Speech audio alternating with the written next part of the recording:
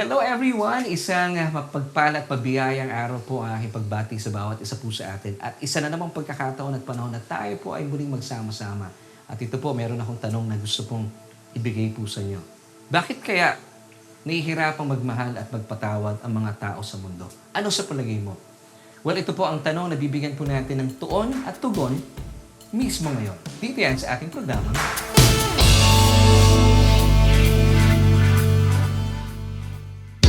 Hello everyone! Welcome po! At ipapasalamat po ako once again for joining me sa isa na namang edisyon ng ating programang Solution with Laverne Duhod, and that's me. Yes, ako po ang inyong kasama at makakasama mula ngayon hanggang mamaya. Dito po yan sa ating programa kung saan ay hatid natin ay tugon at tuon sa ating bawat tanong. At syempre pa, since bagong araw na naman at bagong linggo po ang ating pagsasaluhan, kaya meron po tayong tanong na bibigyan ng tuon at tugon sa ating episode na Love and Forgiveness. Bakit ba ang hirap mong ibigay? So ito po yung ating mga pag-uusapan. It's all about love and forgiveness. Yun, bakit kaya tila nahihirapan pong ibigay ito ng bawat tao? At naisipan po natin pag-usapan ito dahil napapanahon. Lalo tigit, ilang araw na lang po ay sasapit na ang araw ng Pasko. And of course, as we move on, bago po tayo magtuloy-tuloy sa ating mga pag-uusapan at pag-aaralan, gusto ko po munang pasalamatan at batiin ang lahat ng ating mga kasakasama, mga suki, mga bagong mga kaibigan na nakatutok at nanonood ngayon sa ating programa. Maraming salamat po once again for joining us. Saan man po kayong panig ng daigdig, we welcome you, and binabati po namin kayo ng isang mapagpalat, mabiyayang good morning, good afternoon, and good evening. Yes, saan man po kayong dupalop at panig ng daigdig. Maraming salamat po for joining us via Facebook Live. At sa iyo kaibigan, marahil kayo po ay nayakag or naitag ng inyong mga kaibigan, mga kakilala at mga kapamilya. Welcome po sa ating gawain. Ito nga po ang Solution with Laverne Duhod, and that's me. Ako po ang inyong kasakasama at makakasama mula ngayon hanggang mamaya. So maraming salamat po, at dalangin ko po na manatili po kayong nakatutok at nanonood dahil ang ganda po natin mga pag-uusapan. It's all about love and forgiveness. Now, bakit po kaya nahihirapang ibigay ito ng mga tao sa buong mundo? At dito po iikot ang ating mga pag-uusapan at palaya po tayo sa katotohanan na ibibigay po sa atin, ipapahayag sa atin ng nananaganang mensahe po ng Ebanghelyo ng ating Panginoong Hesukristo. And muli po, we welcome you, kapatid, kung kayo po yung first time na napadako at nayakag or naitag po na inyong mga kaibigan. Kung hindi naman po kaabalahan po sa inyo, pwede po bang pakilagay po sa ating comment section hashtag first time or first timer hashtag para lubusan po namin kayong makilala at mapasalamatan. Amen. At sa mga nag-imbita po sa kanila, thank you so much. At ikaw naman kaibigan, kung kayo po ay naniniwala at napapagpala sa ating mga pinag-uusapan, pwede po bang paki-share po yung ating programa nang sa gayon po ay mas marami po at mas malawak po ang naaabot po ng ating pagbabahagi ng Ebanghelyo ng ating Panginoong Hesukristo. At maraming salamat po sa ating mga kaibigan na talaga namang hindi po napapagod, hindi napapagaan sa kanilang patuloy na pag-share ng ating programa dahil naisan po nilang natagpuan po nila ang kapahayagan ng Ebanghelyo, ay gusto rin po nilang ibahagi ito sa kanilang mga kaibigan at mga mahal sa buhay. Amen. So maraming salamat po muli sa inyo. At muli po, kayo po ay nakatutok at nanunood sa isa na namang edisyon na ating programang Solution with Laverne Duhod, and that's me. Kasama niyo po dito yan sa ating programa naghahatid ng tugon at tuon sa ating bawat tanong. And since bago pong araw ang ating pagsasaluhan at inilaan po sa atin ng Diyos bilang kanyang biyaya sa araw pong ito, meron po tayong bagong tanong na bibigyan ng tuon at tugon. At ito nga po yung tanong natin, bakit kaya nahihirapang magmahal at magpatawad ng mga tao? Kaibigan, ano po sa palagay ninyo? Gusto po namin makakita or marinig ang inyong mga tugon, haka-haka, ang inyong mga nararamdaman ugnay po sa katanungan ito. So pwede niyo pong ilagay ang inyong mga sagot sa ating comment section at kagalahan po namin na mabasa po ang inyong mga katugunan sa katanungan ito.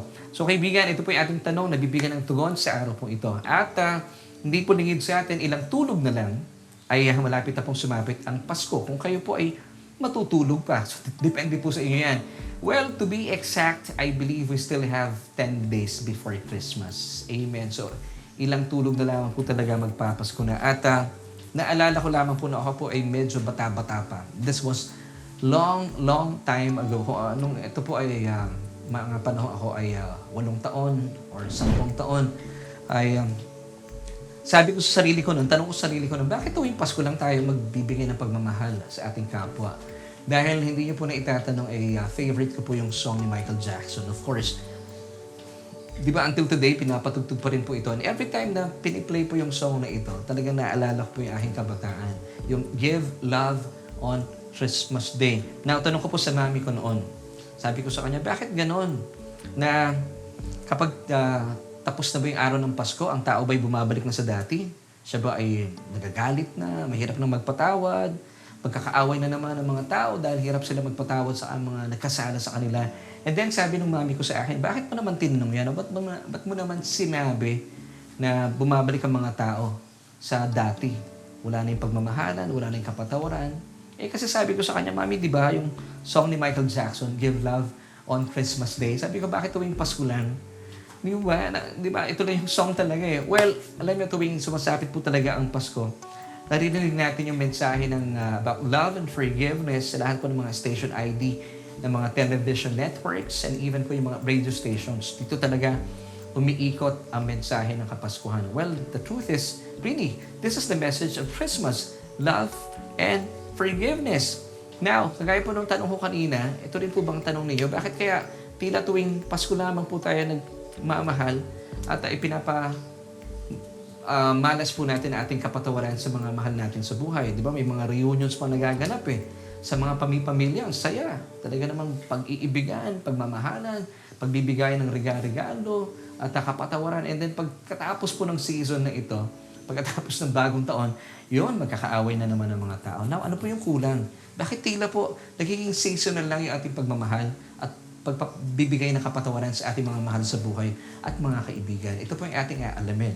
Now, dito po sa ating episode ngayon, ay aalamin po natin ano ba ibig talagang sabihin ng pagmamahal at kapatawaran sa atin ng Diyos. Well, ito pong mga salitang ito ay hindi po natin pwedeng paghiwalayin. Love and forgiveness, they go hand in hand.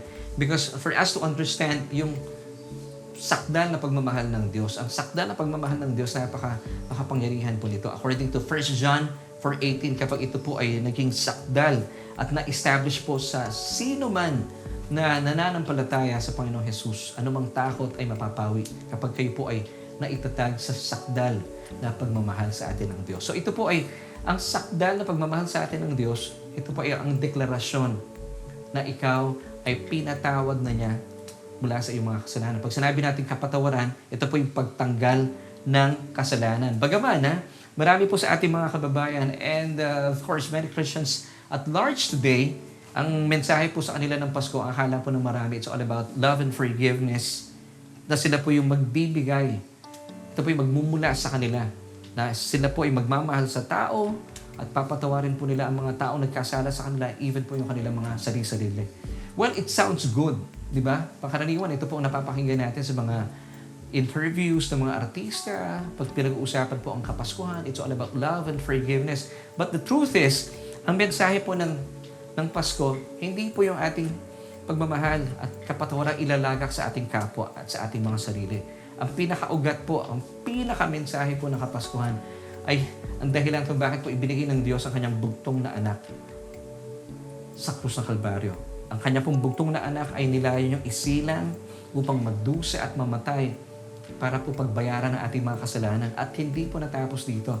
Makalipas ng 3 araw, siya po ay muling binuhay ng Diyos mula sa mga patay bilang patunay na tayo pong mga naglagak at nagtiwala sa mga tinapos na gawa ng ating Panginoong Hesukristo, tayo po itinuturing na lubusan ng pinatawad sa lahat ng ating mga kasalanan. So kung tayo po pinatawad sa ating mga kasalanan, tayo po itinuturing ng Diyos bilang kanyang katwiran kay Hesukristo. 2 Corinthians 5 verse 21. So ito po ibig sabihin, ito po ang kahulugan. Ito po mismo ang mensahe ng Kapaskuhan. 1 John chapter 4 verse 10. And this is love, not that we love God, but that He loved us and sent His Son to be the propitiation or the atoning sacrifice for our sins. So Jesus on the cross became our substitute. Dapat kasi tayo po talaga ang dapat ipako sa krus. Pero since wala po tayong kakayahan at kapatawaran para iligtas sa ating mga sarili, minarapat po ng Diyos.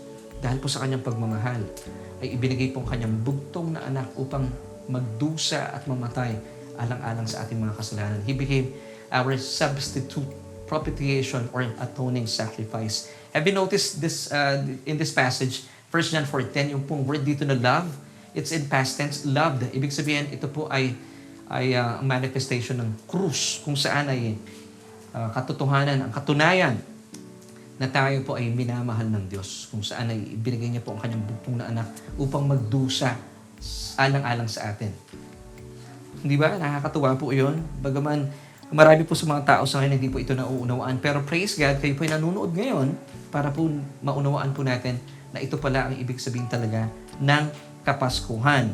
So muli po ang Pasko ay tungkol sa pagmamahal at kapatawaran. Pag sinabing kapatawaran, ito po yung pagtanggal na ating mga kasalanan ng Diyos. Kung kaya't ibinigay niya po ang kanyang bugtong na anak bilang Kristo o tagapagligtas para sa ating mga makasalanan. Luke chapter 2 verse 11.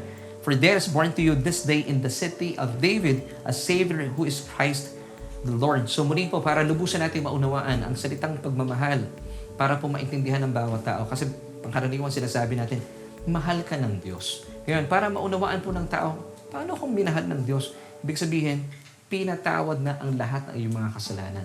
So ang pagmamahal ay may kinalaman po sa kapatawaran. Muli po, ang ibig sabihin ng kapatawaran ay pagtanggal ng ating mga kasalanan.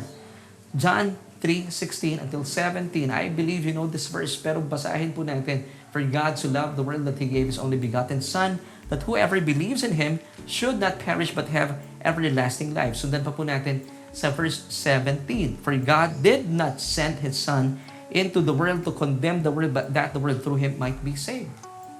Amen. So wala po sa bokabularyo ng Diyos ang salitang condemnation. Hindi po niya ibinigay ang kanyang bugtong na anak para husgahan, hatulan ng isang taong kagaya mo. Hindi po. Ang good news, ibinigay po niya ang kanyang bugtong na anak. Bakit?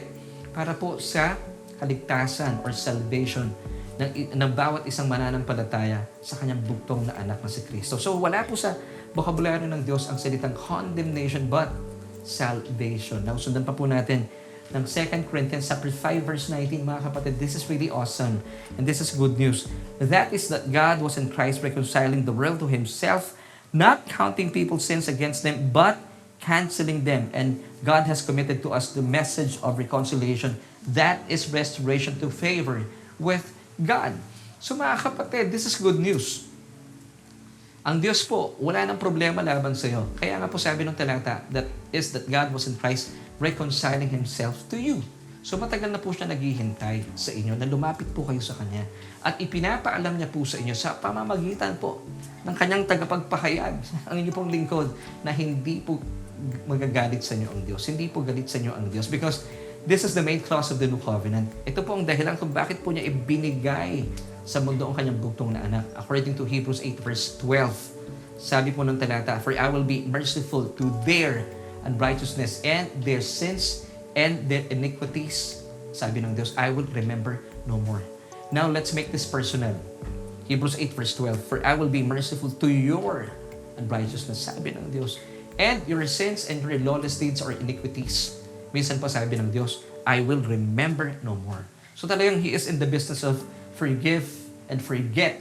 So huwag po kayong matakot na lumapit sa Diyos. Going back to 2 Corinthians chapter 5 verse 19, that is that God was in Christ reconciling Himself to you. Bakit po niya nire-reconcile ang sarili niya sa iyo? Dahil wala na po siyang problema sa kasalanan mo. Because sabi pa ng talata, muli po balikan natin yung talata, not counting people's sins against them. Hindi po ibibilang ng Diyos ang mga kasalanan mo laban sa iyo. Because once upon a time, ang lahat po na ating mga kasalanan, and this is good news, lahat po na ito ay ibinunton, ibinilang na po ng Diyos sa katawan ng ating Panginoong Jesus once and for all.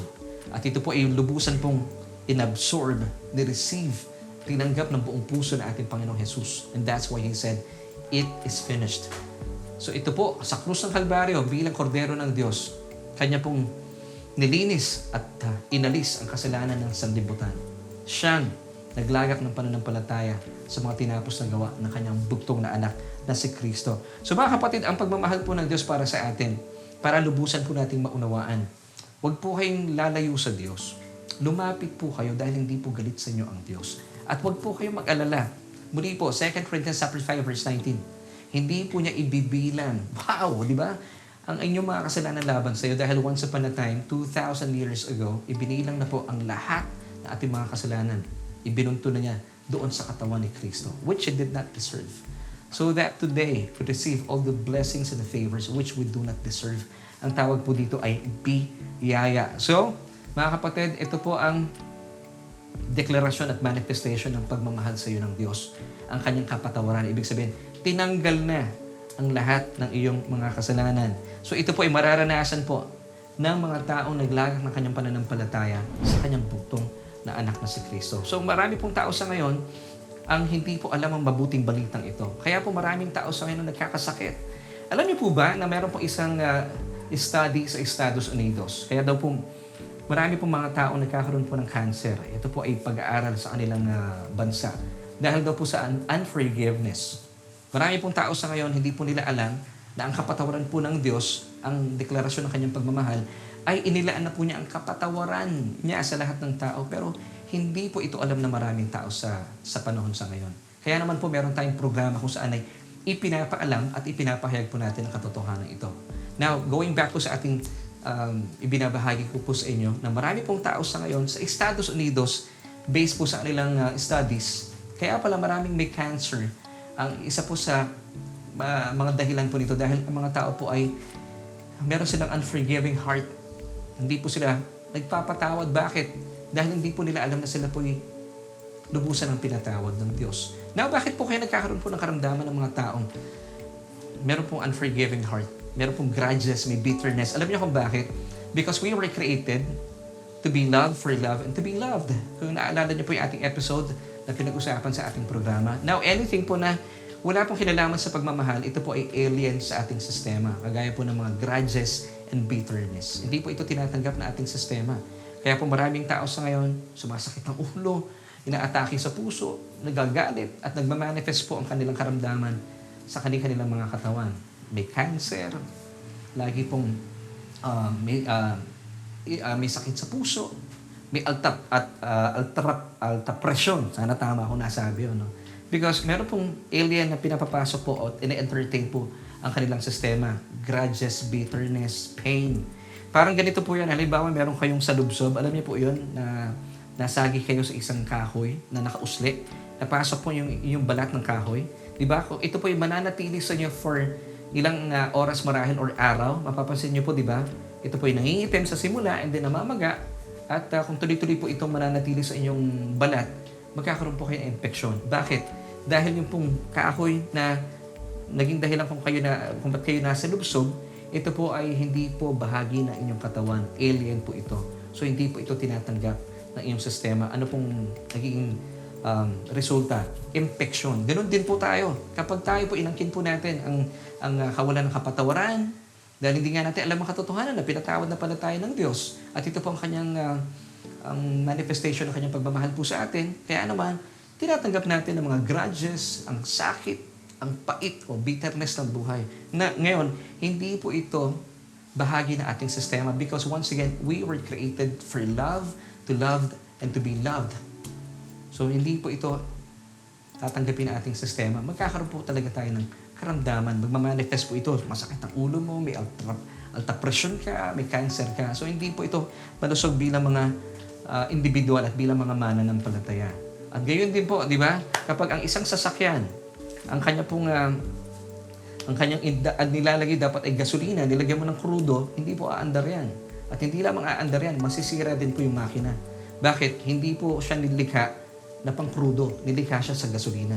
So tayo po, magkaroon tayo ng pagbabago ng isipan. Tayo po inilikha ng Diyos to be loved, and for love. So mga kapatid, this is really important.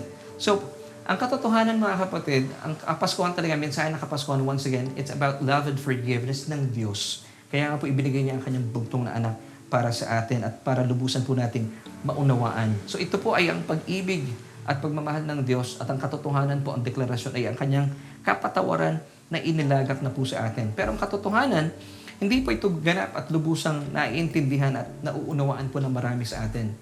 even ng mga mananampalataya, mga kapatid natin sa Panginoon. Ang alam po ng karamihan sa atin ngayon, ang kapatawaran po ay nagaganap lamang kapag sila po ay nagpapatawad. Well, pag-uusapan po natin ito sa mga susunod pang panahon. At tuwing Pasko lamang, kapag sila daw po ay nagpatawad sa kanilang kapwa, yun, natutuwa daw ang Diyos sa kanila. Well, bakit? Dahil hindi po pangkaraniwang binibigay po ng mga tagapagpahayag ang tunay na mensahe ng Ebanghelyo ng ating Panginoong Hesukristo. Now, ito pang pag-uusapan natin sa ngayon. Siguro po you would ask, ano ba talaga ang mensahe ng Pasko o ng Ebanghelyo ng ating Panginoong Hesukristo? Now, meron po akong ibibigay ng mga talata at dito po iikot ang ating mga pag-uusapan. It's found in Luke chapter 24, verses 46 until 47. Basahin po natin. And said unto them, Thus it is written, and thus it behoved Christ to suffer and to rise from the dead the third day. Verse 47, and that repentance and remission of sins should be preached in His name among all nations beginning at Jerusalem. Now, basahin po natin sa Magandang Balita Biblia para lubusan po natin maunawaan ang napakagandang talatang ito. Lucas 24, mga talatang 46 at hanggang 47. Sinabi niya sa kanila, ganito ang nasusulat, kinakailangan maghirap at mamatay ang Kristo at pagkatapos siya'y muling mabubuhay sa ikatlong araw. Sa kanyang pangalan, ang pagsisisi at kapatawaran ng mga kasalanan ay dapat ipangaral sa lahat ng bansa magmula sa Jerusalem. Now, mga kapatid, nakita niyo po ba ang talatang ito? Na pangkaraniwan, hindi po ito pangkaraniwan na ipapahayag sa marami po mga simbahan, marami po mga Bible studies. Pero praise God, pag-uusapan po natin at dalangin ko po mabuksan ang ating isipan sa napakagandang kapahayagan po ng mga talatang ito. Once again, magbibigay po tayo ng tuon sa Luke chapter 24, verse 47. Sabi po muli ng talata, and that repentance and remission of sins should be preached in His name among all nations, beginning at Jerusalem. So sabi po ng talata, and that repentance and remission of sins should be preached in His name. So ano po dapat ang ipinipreach natin? Ano po dapat ang ipinapahayag natin? Repentance and remission of sins. So, ang ganda po. Take note sabi po ng talata, repentance and. Take note of the word and. A-N-D. Remission of sins. So ito po dapat natin ipinapahayag. Repentance or metanoia, change of mind, and remission of sins. Ito po dapat ang ipinapahayag natin. Ang sa gayon, ito po ang tugon sa ating katanungan para ang tao daw po hindi po nahihirapang magmahal at magpatawad sa kanyang kapwa. Ito ang kulang. Kulang po tayo sa kapahayagan ng katotohanan ng Ebanghelyo. That repentance, once again, and remission of sin should be preached in His name. So ano pong naipapahayag na mensahe sa ngayon kung hindi po ito? Kasi hindi po talaga ito ang naipapahayag sa malawakan na mga sambahan sa ngayon. Iba po ang naipapahayag. Samantalang napakalinaw po, once again, ang sinasabi ng talatang ito, it should be repentance and remission of sins. Ang naipapahayag po sa ngayon, hindi po yung mensahe ng ating Panginoong Hesukristo. Because ang mensahe po ni John the Baptist, because John the Baptist was the last prophet under the old law-keeping covenant. According to Luke chapter 16, verse 16. Basahin po natin. The law and the prophets were until John. Yung John po dito, si John the Baptist. Now, ano pong mensahe ni John? Magkaiba po sila ng mensahe ni Jesus. Muli po ang mensahe po ni Jesus in Luke chapter 24, verse 47, and that repentance and remission of sins should be preached. So dapat ito po ang marapat nating ipinapahayag. Pero marami pong tao sa ngayon, mga mananampalataya, even though we should be under the new covenant of pure grace, ang pinipreach pa rin po ng karamihan sa atin, yung pong old law-keeping covenant ni John the Baptist. Ngayon, bakit si John the Baptist? Once again, Luke 16 verse 16 tells us na si John the Baptist po was the last prophet under the old law-keeping covenant. Now, alamin po natin, ano ba yung mensahe na ipinapahayag ni John the Baptist para makita po natin yung kaibahan po ng kanilang ipinapahayag. Na pangkaraniwan, ito po ipinapahayag ng maraming sambahan sa ngayon. Mark chapter 1 verse 4 tells us, John came baptizing in the wilderness and preaching a baptism of repentance for the remission of sins. Now, tignan niyo po ito. John the Baptist's message came before the cross. Hindi pa po nagaganap dito yung krus. Now, sabi po ni Apostol Pablo in 2 Timothy chapter 2 verse 15. Bilang mga mananampalataya, ikaw po iyon at saka ako, bilang mga tagapagturo, mga pastor, you have to know how to rightly divide the word of truth. Now, ito pong krus, it's the dividing line of human history. Dapat makita po natin yung big difference ng before and after the cross. May malaki po itong kaibahan. Now, yung mensahe po ni John the Baptist, ito po ay pagpapatawad na may kasamang kondisyon. This was the message before the cross. Kasi hindi pa po nagaganap yung krus. So this was the message before the cross. Now, if you have noticed, ito po yung pagpapatawad na may kasamang kondisyon. At ang kondisyon para mapatawad ka sa iyong kasalanan ay kailangan mo. So ibig sabihin, ang bigat po dito, ang responsibility nakapasan sa ating perfect obedience and performance. So nakaangkla po ito, nakasandig sa ating mga balikat. So ito po yung condition once again. Ang kondisyon para ikaw ay mapatawad ay kailangan mo munang magsisi at talikuran ang iyong mga kasalanan. See, ito po yung mensahe ni Juan Bautista before the cross. Basahin po natin muli Mark chapter 1 verse 4. John came baptizing in the wilderness and preaching a baptism of repentance for the remission of sins. See, that's the big difference. Tingnan po natin yung short natin para makita po natin yung malaking kaibahan ng mensahe po ni John the Baptist sa mensahe po ng ating Panginoong Hesukristo na ipinapaalala po sa atin according to Luke chapter 24 verse 47 na dapat po ito ang ipinapahayag natin sa kanyang pangalan. Tingnan po natin yung short natin na see the big difference. Repentance for the remission of sins, it's conditional. So nakapasan po ang responsibility sa tao. It's based on man's performance because this was under the old law-keeping covenant. But take note, tingnan niyo po ito. Yung repentance and remission of sins ay unconditional. Dahil ito po ay nangyari, ito pong kapahayagan na dapat po natin ipinapahayag dahil po sa mga tinapos na gawa ng ating Panginoong Hesukristo. Tingnan niyo po once again ang big difference. Isa pa, before the cross, repentance for the remission of sins. While after the cross, ito na po yung mensahe natin na dapat ipinapahayag po natin. Repentance and remission of sins. Ang laki po nitong kaibahan. So, muli po ang before the cross, it's repentance for the remission of sins. Kinakailangan mo muna magsisi para ikaw ay mapatawad. Pero po yung after the cross, this is the message, repentance and remission of sins. Pagsisisi at kapatawaran. Now, ano pong malaking kaibahan po nito sa bawat isa? Mga kapatid, ang Mark chapter 1 verse 4, ito po ay pandiwa. Sa pandiwa, verb for a verb. So, ibig sabihin, repentance, kailangan ka mag-repent, magsisi, para makamit mo ang lubusang kapatawaran. Samantala naman, ang Luke chapter 24, verse 47, ito po ay hindi po tumutukoy sa pandiwa dahil wala ka nang dapat gawin. Ito po ay may gumawa na. Ginawa na po ito ng Diyos. So, wala na pong gagawin ang Diyos na pagpapatawad. Dahil ginawa na niya po ang pagpapatawad, ang kapatawaran, ng kanya pong ibinigay ang mabuting balita, ang kanyang biyaya. Isinilang si Kristo upang magdusa at mamatay sa krus ng Kalbaryo.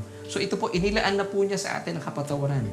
So, all you have to do, just believe and then receive it and then say, thank you, Lord.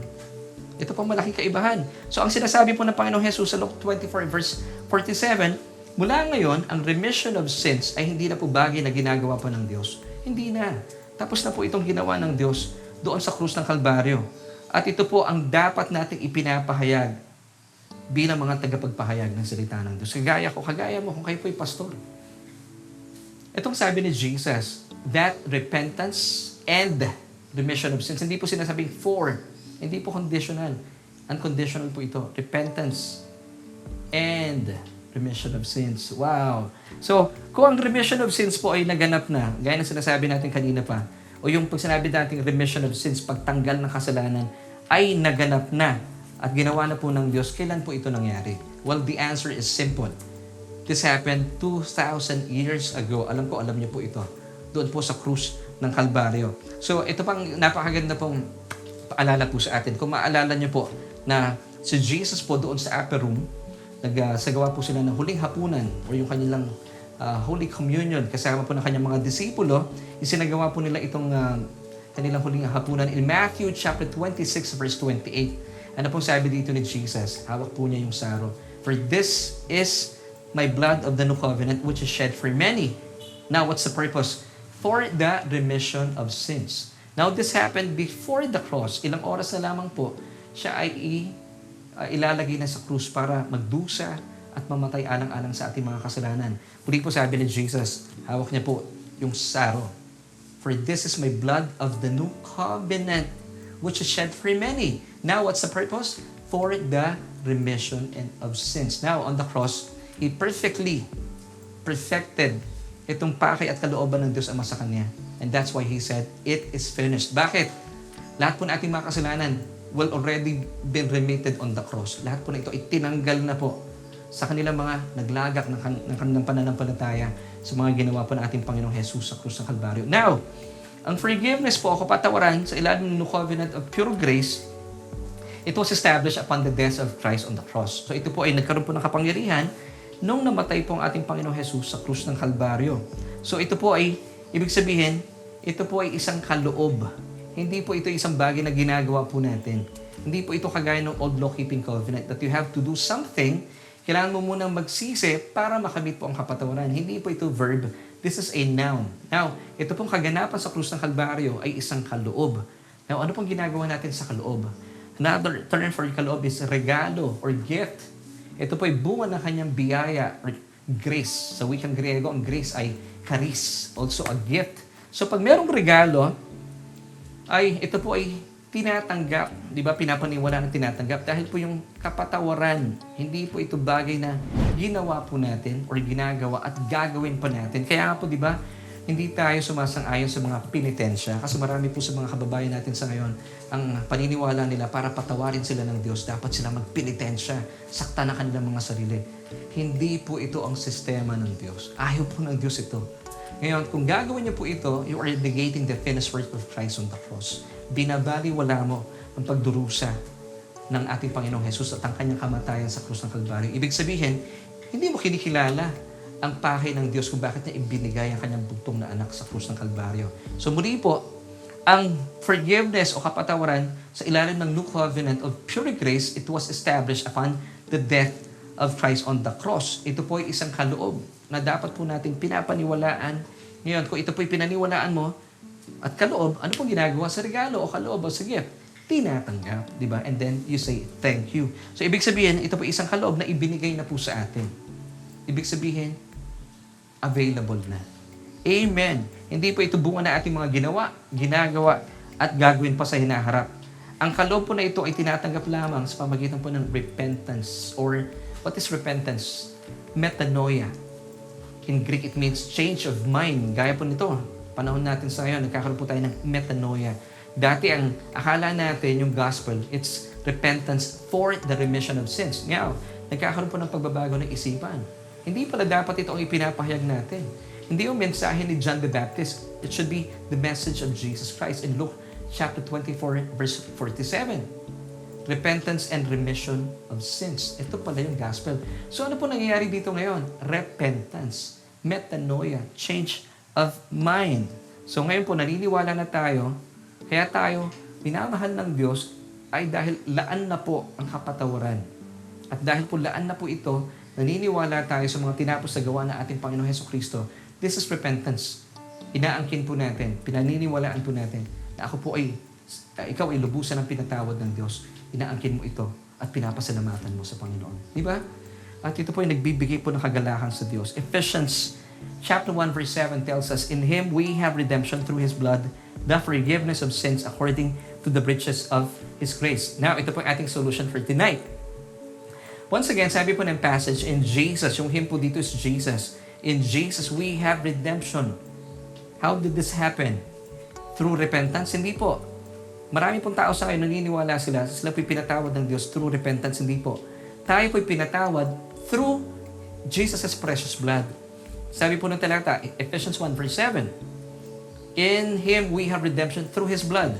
Now, yung ating pong repentance ay pagsang-ayon, pagpapalit lamang ng isipan, pagtitiwala. Yes, naniniwala ako na ang kapatawaran ay iginawad na sa akin, ang katubusan sa pamamagitan ng kanyang dugo. So, you don't try to have it. Sabi po ng talata once again, in Jesus we have redemption. Don't try to have it. You already have it. Nasa sayo na yan. Angkinin mo na yan. Sayo na yan. Binigay na sayo ng Diyos. So all you have to do, just believe it, receive it, and say, thank you, Lord, that I am forgiven. Ang kapatawaran po ay lubusan ng ibinigay sa iyo ng Diyos. And this is really repentance. Di ba? Nangyayari pong repentance sa panahon ito. Nagkakaroon tayo ng pagbabago ng isipan. So sa atin pong pagtatapos, bigyan na po natin ang katugunan na ating tanong sa araw pong ito. Bakit kaya nahihirapang magmahal at magpatawad po ng mga tao sa mundo? You know why? Because dahil hindi po na ipapahayag sa kanila ang tunay na mensahe ng Ebanghelyo. Ang pangkaraniwan po na ipapahayag sa atin, yung mensahe ng Old Law-Keeping Covenant, which is the message of John the Baptist. Repentance for the remission of sins. Conditional. Kailangan meron kang gawin para patawarin ka ng Diyos. But kapatid, this is good news. Hindi po iyan ang gospel. The gospel is this. Luke chapter 24, verse 47. Ito po ang paalala sa atin ng ating Panginoong Hesus Kristo na dapat po nating ipinapahayag. Now, to answer that question, bakit po marami mga tao sa ngayon ang tila nahihirapang magmahal at magpatawad? Dahil hindi po ito napapakinggan ng marami po sa atin. Dahil hindi po ito pangkaraniwang na ipapahayag.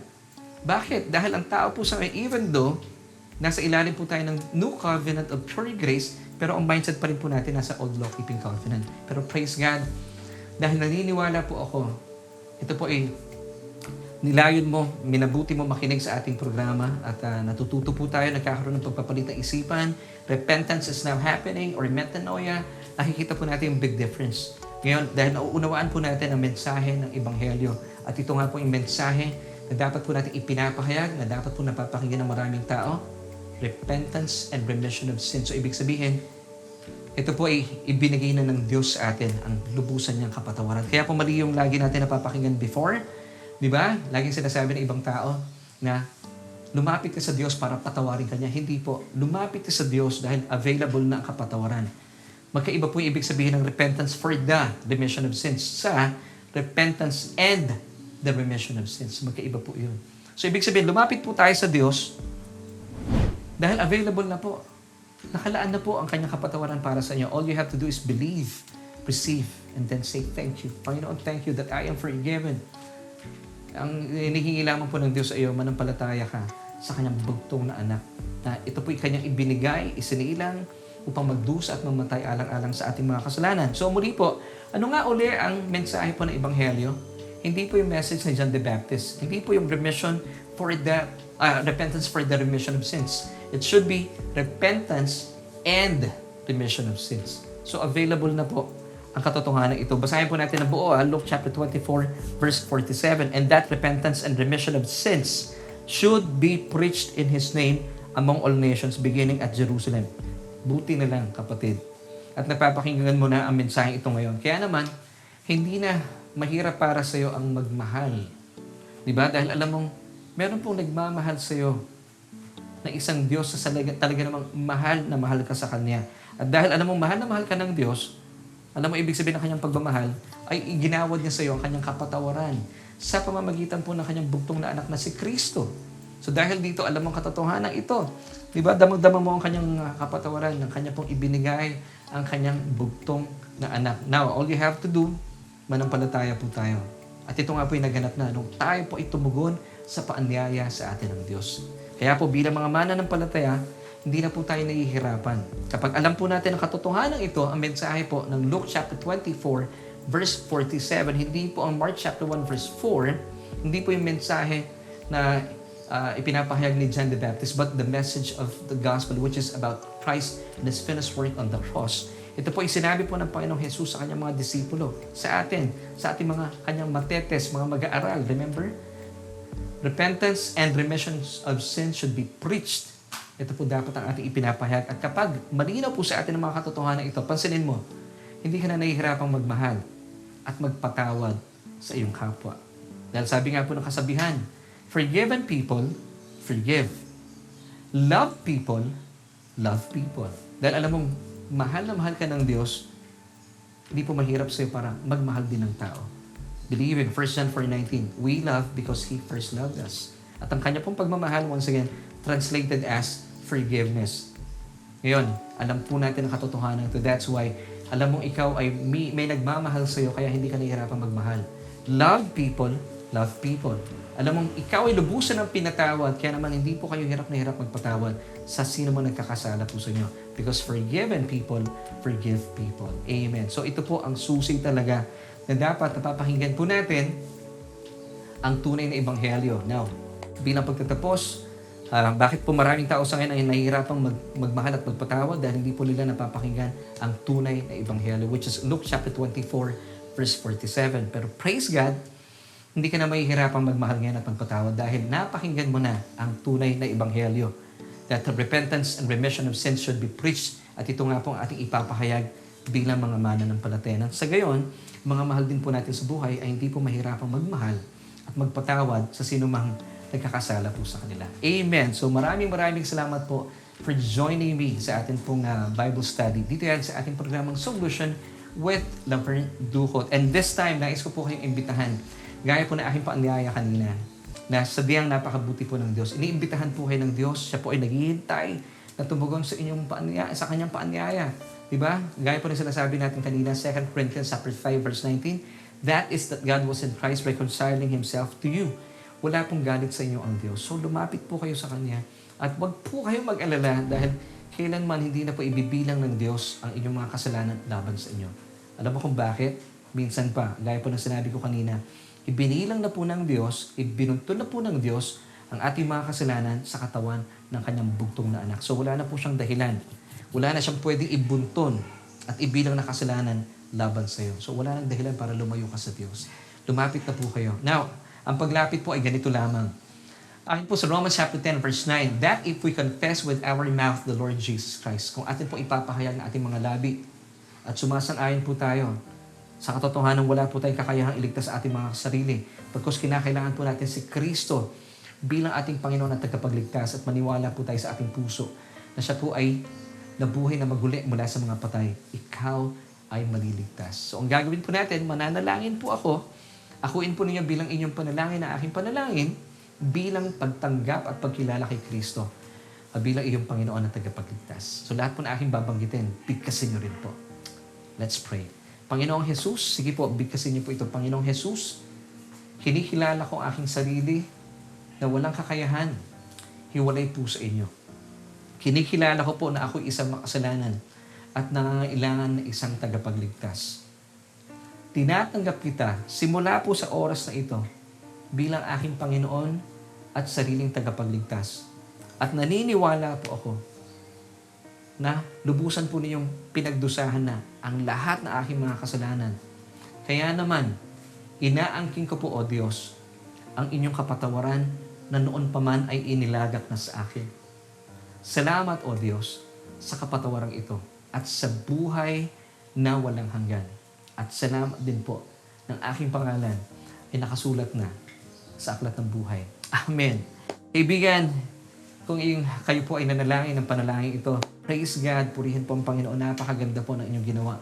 Ito po ang desisyon na pinakamagandang ginawa mo sa iyong buhay. Ang tanggapin ang ating Panginoong Jesus. And this time, ako na lamang po ang mananalangin. Aming Diyos at amang makapangyarihan sa lahat. Maraming salamat po sa panahong ito kung saan ay binubuksan mong patuloy ang aming isipan. At lalo tigit, ilang araw na lamang po ay sasapit ng araw ng Kapaskuhan. Ay patuloy po namin nauunawaan ang tunay na mensahe ng Pasko. It's all about her love and forgiveness. At ang Panginoon, ang ipong pagmamahal, ang dahilan po nito ay ang lubusang paglalagak mo na iyong kapatawaran sa sanlibutan. Sa sino mang maglalagak ng pananampalataya sa mga tinapos na gawa ng iyong anak na si Jesus sa krus ng Kalbaryo. Salamat, Panginoon, dahil naunawaan po namin sa araw po ito. Ang dapat pong mensaheng aming ipinapahayag ay ang Luke chapter 24, verse 47. Na patungkol sa pagsisisi at kapatawaran ng aming kasalanan, repentance and remission of sins. Salamat, Panginoon, dahil hindi na po nakabase sa aming kakayahan ang kapatawaran na inilaan mo sa amin, because ito po ay nakabase sa perfect obedience and performance na aming Panginoong Jesus. Kung bakit po nakamit namin ang lubusang kapatawaran ng aming mga kasalanan. At Panginoon, dahil po dito damang-dama po namin ang iyong nananaganang pagmamahal. At dahil po, Panginoon, sa katotohanan ito, dahil alam po namin, malinaw sa aming isipan at sa aming kamalayan, na meron pong isang nagmamahal na Diyos sa amin, sadyang lubusan ang kanyang pagmamahal. Kaya naman po, hindi po nagiging mahirap sa amin na magmahal na aming kapwa. At naniniwala din po kami ang pagmamahal na ito, Panginoon, ay nagbunga ng kapatawaran. At dahil alam po namin na doon po sa krus ng Kalbaryo mula sa tinapos na gawa na aming Panginoong Jesus, ang aming pong mga kasalanan ay lubusan na rin pong pinatawad. At dahil naniniwala po kami at malinaw sa amin na kami po ay lubusan ng pinatawad mula po sa lahat ng aming mga kasalanan, hindi rin po kami hirap na magpatawad ng mga tao, ng mga nagkasala po sa amin. Salamat, O Diyos, sa katotohanan ito. Salamat, Panginoon, damang-dama po namin ang iyong pagiging ama sa aming buhay. Ito po aming samot panalangin sa matamis sa pangalan ng aming Panginoong Jesus. Amen.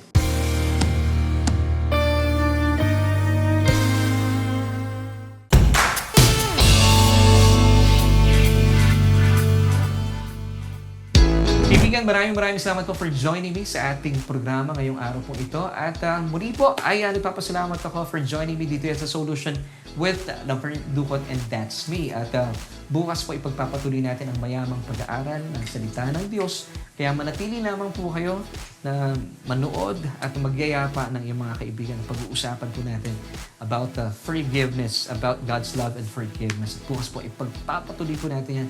Siyempre pa dito lang yan sa ating programang Solution. At bilang pagtatapos, ay nais kong iwan sa inyo ang 3 John chapter 1 verse 2, Beloved, ikaw yan, I wish above all things that you may prosper and be in health even as your soul prospers. Bye!